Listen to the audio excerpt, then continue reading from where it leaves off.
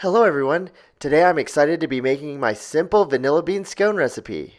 Make sure to stay to the end to hear my tips and tricks. Now let's get started.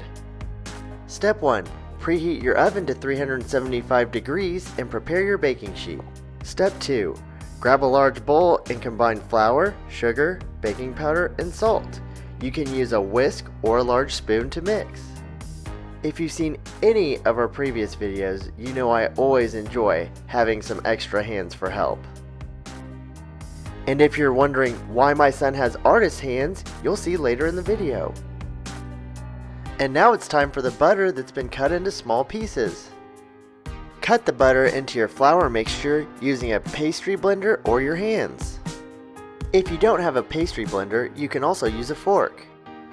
There's actually another method that I like even better that uses frozen butter and a cheese grater. It makes the scones even lighter and fluffier. I actually have a short video for that method that I'll link up above and in the video description. When the butter is properly cut in, it should resemble coarse crumbs.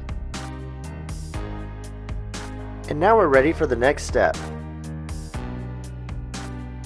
In a small bowl, mix together cream, egg, vanilla extract, and vanilla bean seeds.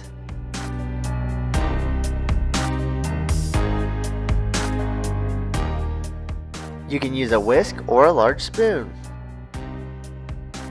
And now for the fun part.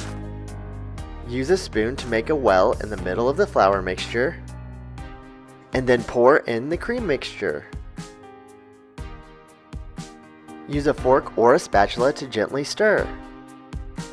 Make sure to not overmix.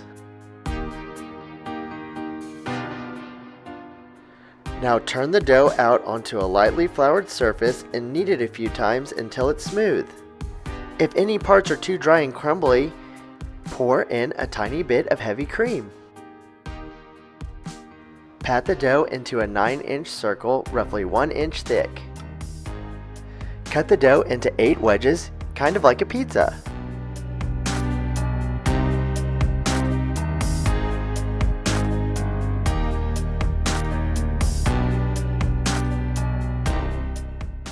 Place the wedges on a baking sheet. Prepare for baking.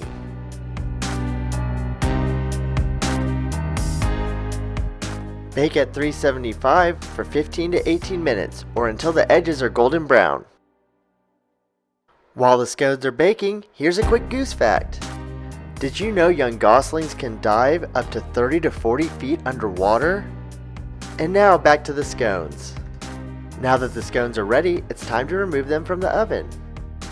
And here's the reason why my son had artist hands. Don't forget to subscribe if you love our custom artwork. Once the scones cool for a few minutes, they're ready to enjoy. They go great with a cup of coffee or even some of our honey butter. We really enjoyed this scone recipe and it was very easy to make. But by far my family's favorite scone recipe is the vanilla sprinkle scones. See you there.